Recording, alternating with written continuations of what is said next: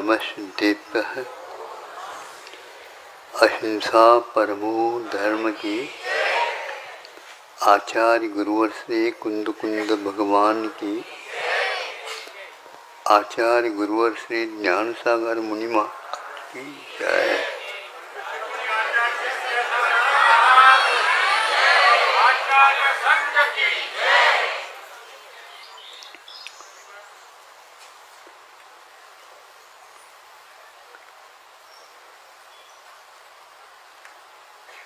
तप की महिमा हम अपने मुख से कर नहीं सकते। उसके माध्यम से क्या क्या नहीं मिलता, इसके बारे में भी हम वर्णन नहीं कर सकते। पतित को पावन बनाने का श्रेय यदि किसको भी जाता है वह तप का है।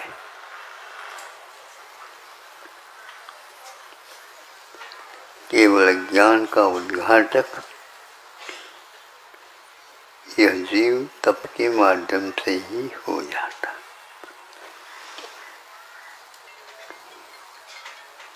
लोग तप को भयंकर मानते हैं।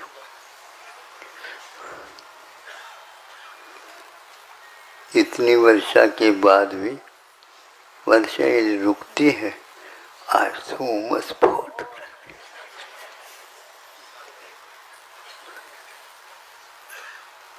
होता है कि नहीं?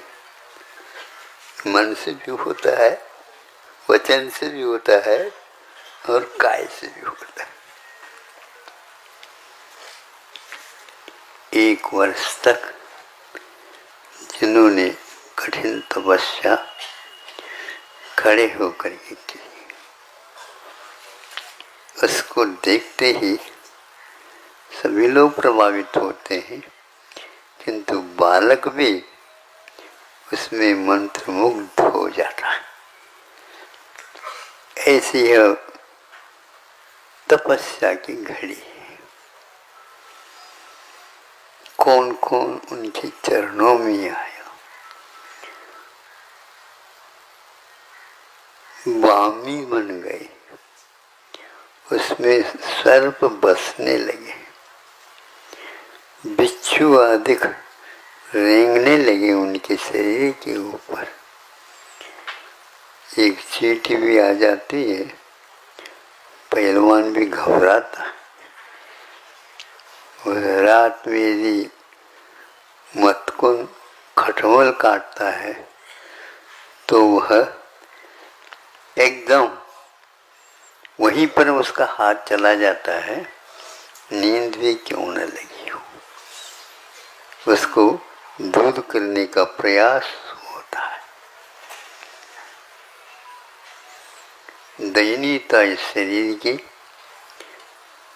क्या बताए। कितना भी इसको सहयोग दो,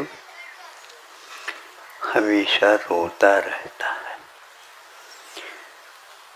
खुशी मनाना तो इसको आता ही नहीं। अब इसके साथ सोबत तो हो चुकी, अब इसको छोड़ भी नहीं सकते। बहुत लोग छोड़ना चाहते हैं ताकि हमेशा के लिए, नहीं। आपने इस शर्त पर, इस अनुबंध के साथ कुछ भी बात नहीं की है, इसलिए आदि से रहित आज तक आपकी यात्रा जारी है। एक भाव में भी आपको इससे अलग रहने का अवसर नहीं प्राप्त हुआ, और जब तक आप जागृत नहीं होंगे ये तो सिलसिला परंपरा चलती ही रहेगी। वे धन्य हैं जिन्होंने इस परंपरा को तोड़ डाली। परंपरा को तोड़ना हंसी खेल नहीं। कई लोग पुरातत्व की बात करते हैं, इस परंपरा को तोड़े बिना हमारा कभी भी निस्तार नहीं होगा। आप अपने जीवन का विस्तार चाहते हो क्या निस्तार चाहते हो? अपने जीवन के विस्तार के लिए तो रात दिन एक कर रहे हो, किंतु वह तारने की बात यहाँ पर आती है। वहां पर जाकर के बड़े बड़े योद्धा लोग भी घुटने टेक करके खड़े हो जाते। ऐसा यह तप, रत्नत्र की आराधना यदि पूरी होती है, तप की कर्म, तप की कृपा हुए बिना ये संभव नहीं। और वैसा नहीं मौसम देख करके हम धारणा बना ले, आज अच्छा लग रहा है, ये समझे ठंडक भी है, एक आध उपवास कर ले।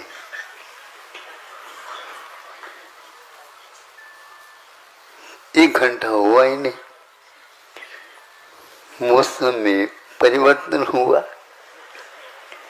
इसके मन में भी परिवर्तन चालू हो गया। क्या बताएं, सोचा नहीं, दिखा देखी उपवास ले लिया। ये गनीमत है, ये कि उपवास ले लिया। और ज्यादा ले लेता बहुत गड़बड़ हो जाता। कोई बात नहीं, ये अभ्यास आप करना चाहते हैं कर सकते हो। आपका एक बार का सम्यक दर्शन छूटना नहीं चाहिए। ये पक्का है, यहाँ से वहाँ जाएंगे, वहाँ से यहाँ पुनः आएंगे। सम्यक दर्शन यदि सुरक्षित रहेगा तो मैं यहाँ पर इस भव में भी आकर के कुछ न कुछ उन्नति का मार्ग अपनाएंगे, क्योंकि सम्यक दर्शन सुरक्षित उसी के पास रहता है जबकि वह सम्यक दर्शन ज्ञान चारित्राण मोक्ष मार्ग को अपनाता है। आपको मोक्ष मार्ग तो बाद में मिल सकता है, लेकिन सम्यक दर्शन बाद में नहीं चलेगा। जिसको भी हम प्राप्त कर ले नहीं होगा। इस रहस्य को समझ करके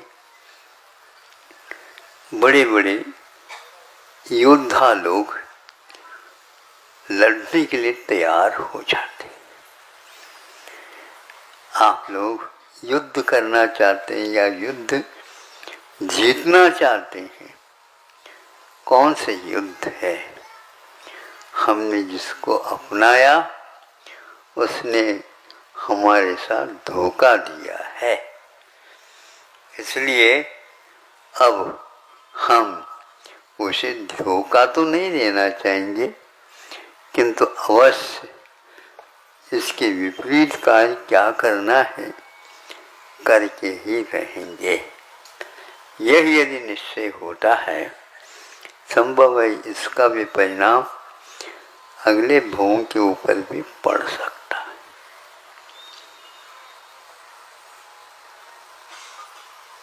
एक हफ्ते पूर्व में सुदर्शन सेठ की कथा आपके सामने रखी थी। नमो अर्हंतानम। तपस्वी लोग किसी के साथ बोलना नहीं चाहते। बोले तो क्या, आप लोग वही रोना रोएंगे जो पहले से चल रहा है। इस रोने से थक करके तो हम इस ओर आए।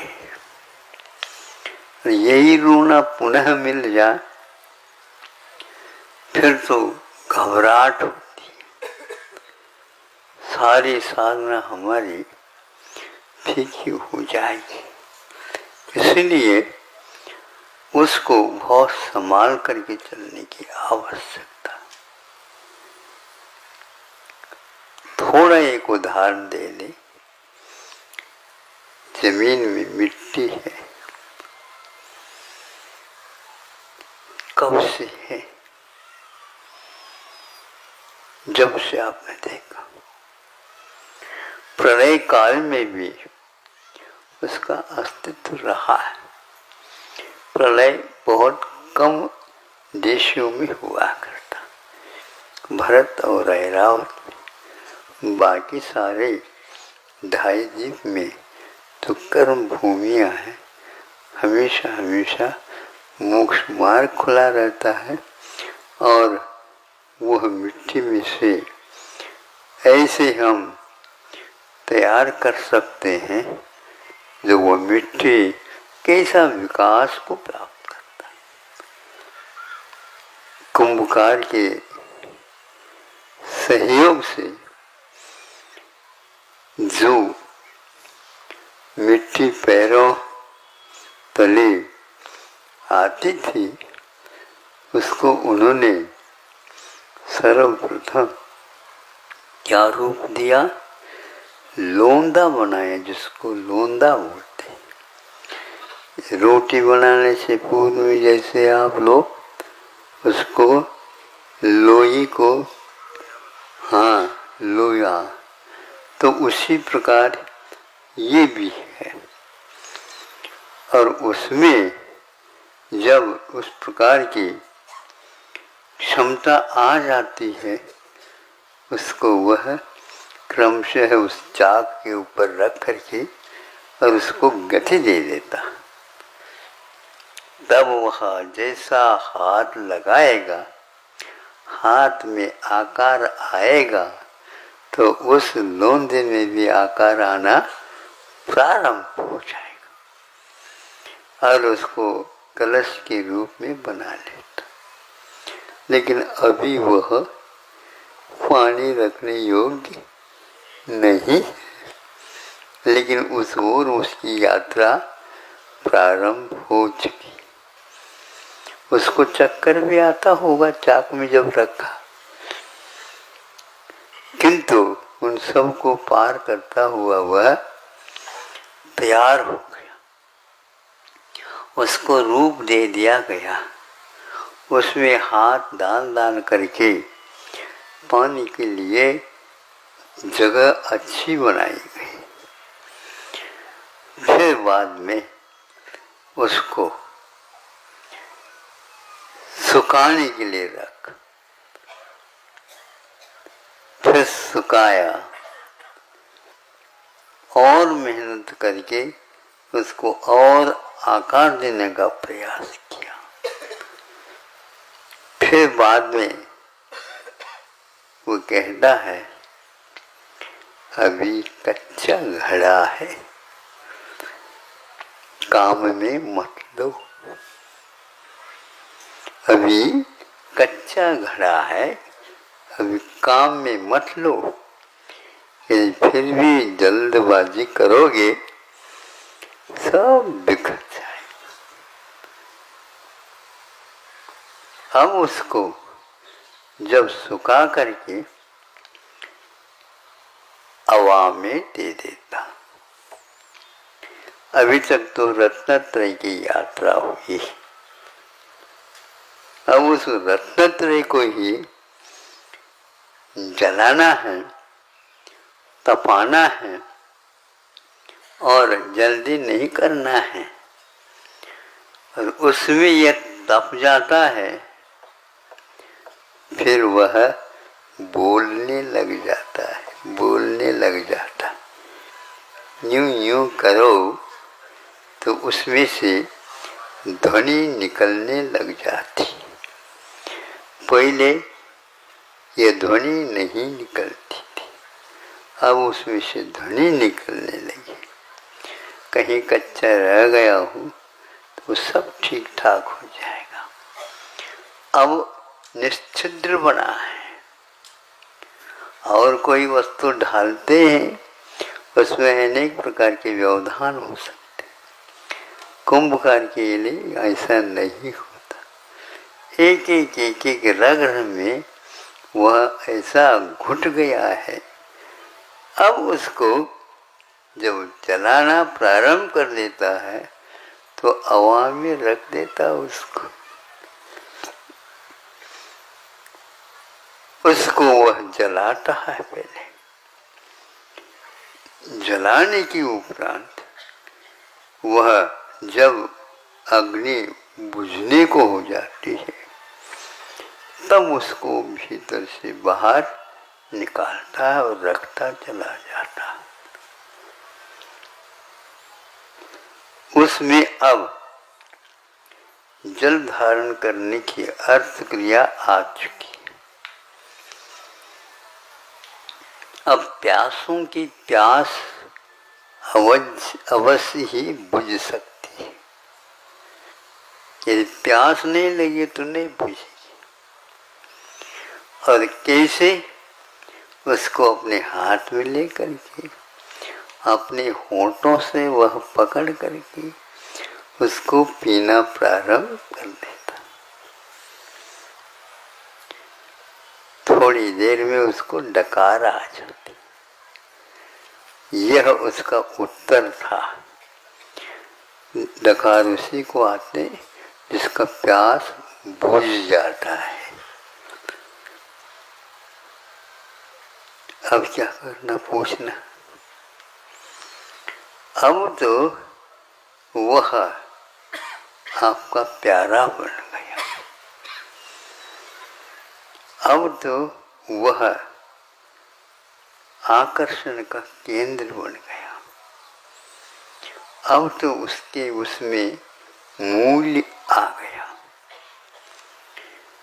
अब तो उसको गर्मी के मौसम में कोई भी व्यक्ति बचता नहीं। उसी की ओर सब लोगों का ध्यान होता है। ऐसा कौन सा परिवर्तन हो गया? रत्नत्रय के साथ तप यदि जुड़ता नहीं तो वह प्रयोजन को पूर्ण नहीं कर सकता। आप लोगों का प्रयोजन यही था। उसमें कुछ न कुछ तो हम रख सकेंगे। उससे हम अपने जीवन में कुछ न कुछ उपयोग लेंगे। यही हुआ और वह कहाँ तक पहुँच गया। जो खड़े होकर के महाराज आहार लेते हैं उसमें भी वह अपनी पात्रता बनाए रखे। अब महाराज पूछते हैं शुद्धि बोलो, तो वह मुख माटी कहती है मैं भी बोलूं। तुम्हारे बिना बोले भी चल जाएगा, लेकिन इनको पूछ रहा हूं ये क्या कहना चाहते।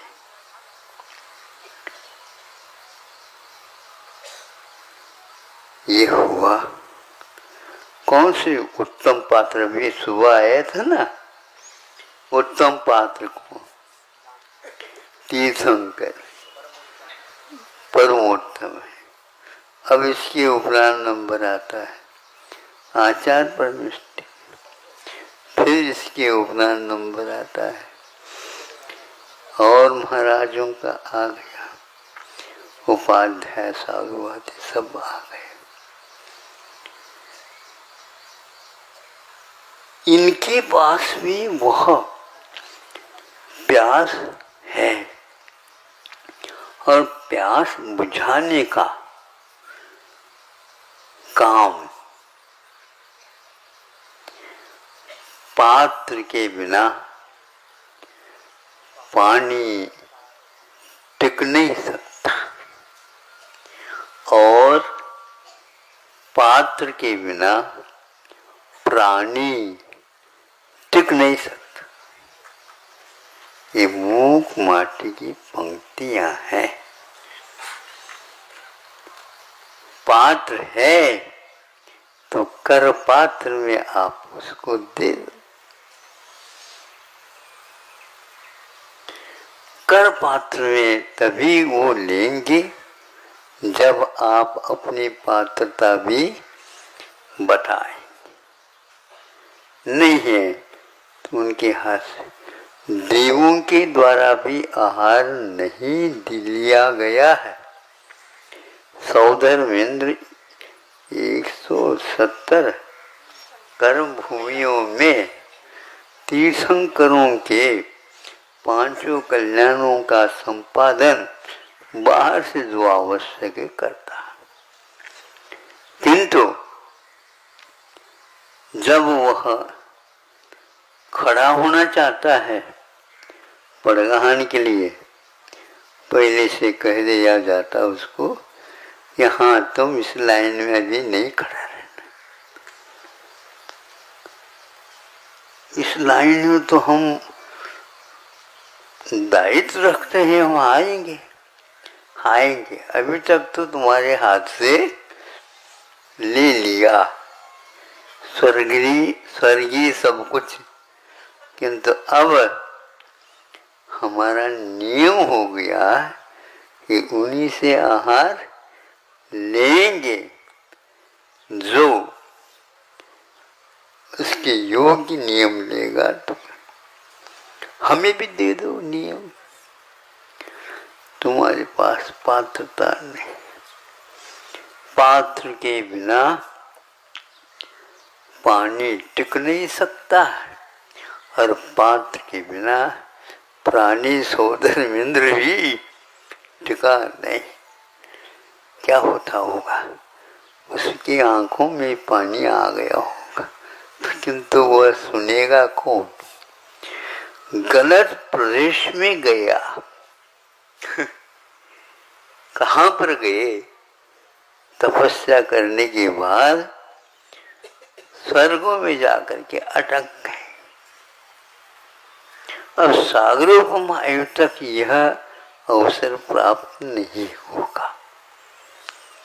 जब वहां से आएंगे सम्यक दर्शन सुरक्षित रहेगा, उस समय पुनः आप पुरुषार्थ कर सकते हैं। वो भी 8 वर्ष अंतर मुहूर्त पहले आपके हाथ से कोई लेना नहीं चाहेगा। सम्यक दर्शन तो है, सुरक्षित है तो, लेकिन श्रावक के योग्य कार्य करने की क्षमता पात्रता आप में नहीं है। देखो, कृष्ण नहीं है तो कार्य का अनुमोदन तो कर सकते हैं, बिल्कुल कर सकते हो, लेकिन हम आपके हाथ से साक्षात ग्रास नहीं ले सकते। कारित और अनुमोदन की अपेक्षा से बहुत महत्वपूर्ण पुराण ग्रंथों में कथानक है। उनको देखने से, पढ़ने से ऐसा लगता है थोड़े में चूक होने से हम अपात्र घोषित होते हैं। उत्तम पात्र, परमोत्तम पात्र आदि होने के उपरांत भी जघन्य पात्र तो हो सकता है, लेकिन वह दानादि कार्य करने के लिए सक्षम नहीं होता। ऐसा यह जब हमारे सामने आता है, शायद सम्यक दर्शन भी हो, फिर भी वह 8 वर्ष अंतर से पहले दान देने का पात्र नहीं होता। तपस्या करनी पड़ती है, पर आज क्या क्या करवाना चाहते हैं? हम नहीं करवाना चाहते हैं, आपको करना ही है। चाह यहाँ चलती नहीं, यहाँ तो राह के अनुसार ही चलना पड़ेगा। वह यदि योग्य राह नहीं है आपके पास, उसको पहले योग्यता प्राप्त कर लो। रत्नत्रय आज तक पूर्ण उसी के जीवन में घटित हुआ है जब वह तपस्या के लिए स्वीकारता दे देता। भले ही अंतर्मुख हो, किंतु वह अवश्य ही होना चाहिए। बहुत सारे परीक्षाएं होती हैं और अंतिम परीक्षा भी होती है, उसमें भी थोड़े एक आध नंबर कम आ जाए, अंक कम पड़ जाए, नहीं चल सकता। आधा अंक कम हो जाए तो भी नहीं चल सकता। एकमात्र थोड़ा सा अंश कम पड़ गया, इस अंश के लिए पूर्ण करने के लिए अंशी को पुनः परीक्षा देनी होगी।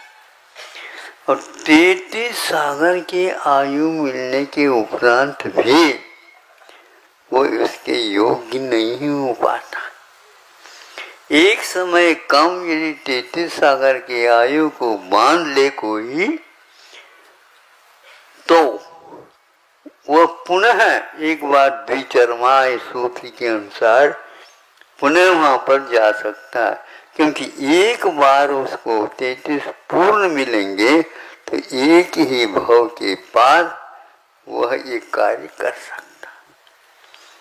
कितना दुर्लभ है ये, कितना भयंकर है ये, और कितना महत्वपूर्ण है। ऐसे साधना को जो व्यक्ति निर्विकल्प होकर के स्वीकार करता है, सम्यक दर्शन, सम्यक ज्ञान और सम्यक चारित्र तीनों तप के आधार पर 7 गुणस्थान तप से ही ऊपर तक पहुंचेंगे। नीचे की 2 गुणस्थान ये सप्लीमेंट्री वाली है, ये बार बार छठा सातवां छटपट होता ही रहता है। ऊपर उठ नहीं सकता वो। हमें बहुत विस्मय होता है।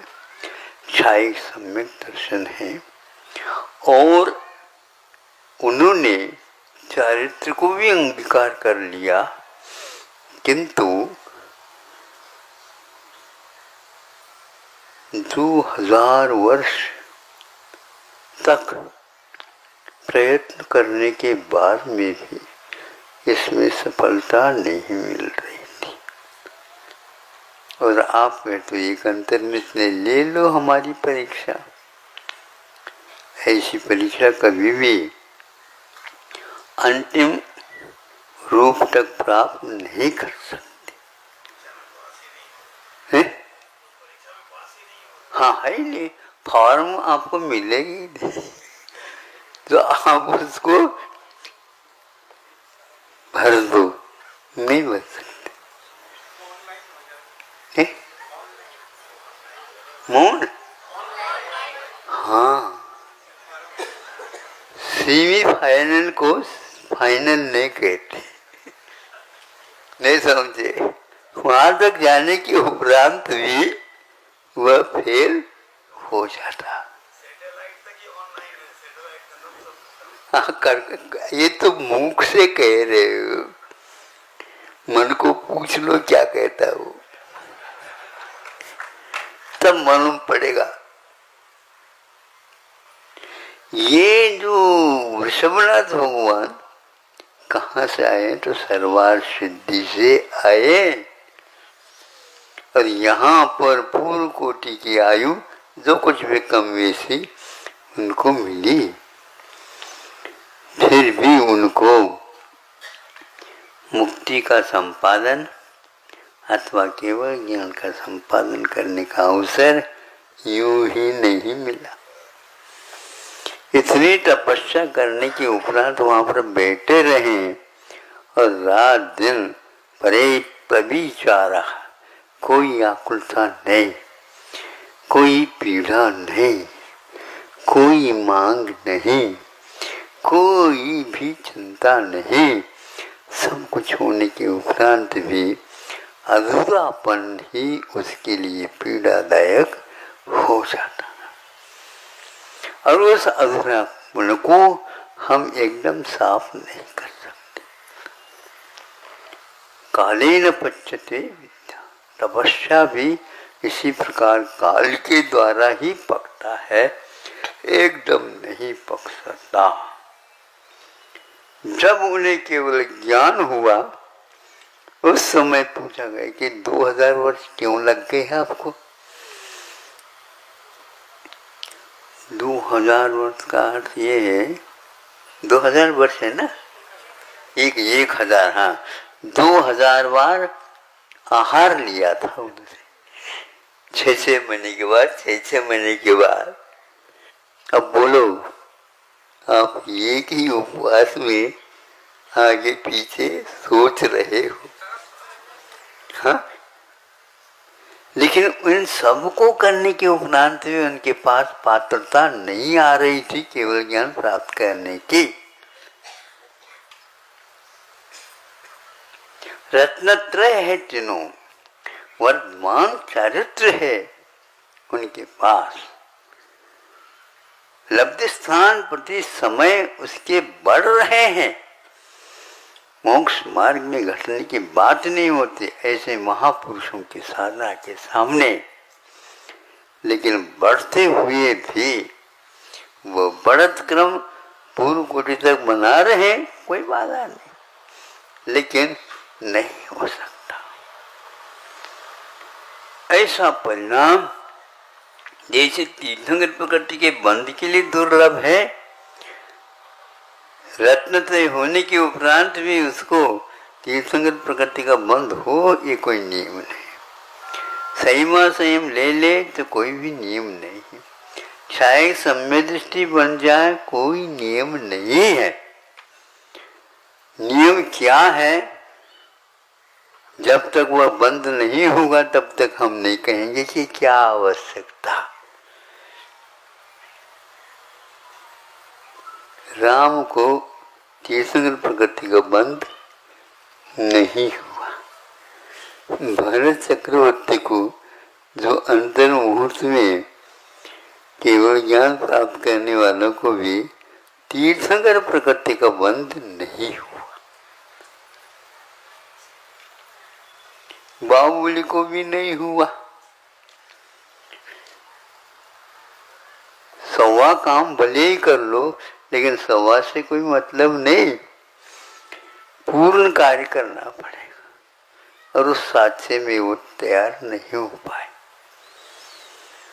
कौन सा ऐसा दुर्लभ है कि उपशम सम्यक दृष्टि भी उसको प्राप्त कर सकता? ऐसे यह अद्वितीय चेष्टाएं इस साधना के समय पर की जाती है और वह कहा नहीं जाता। तो आज मैं ये कहना चाह रहा हूं, सबके माध्यम से क्या क्या नहीं होता। शक्ति तस्तान त्याग तपसी, शक्ति के अनुसार त्याग और तपस्या करो। ये भी एक प्रकार से तीर्थंकर प्रकृति के लिए बंध का कारण है ना? हाँ, बाहुबली का 1 साल लग गया तो भी उसमें ऐसी साधना नहीं हो पाई। चक्रवर्ती के अंतर मुहूर्त में केवल ज्ञान तो हुआ, लेकिन उन्हें भी यदि चाहें तो उस भाव में भी वह मुनि बनने के उपरांत भी तीर्थंकर प्रकृति का बंध कर सकते थे, दो कल्याण वाले, लेकिन तीर्थंकर पद तो मिलता, समोचन की रचना तो होती। क्या है ये बताओ। तो आचार्यों ने ये कहा, हर एक को रिद्धि नहीं मिल सकती, रिद्धि मिल नहीं सकती, एकांत से नहीं मिल सकती, ऐसा नहीं।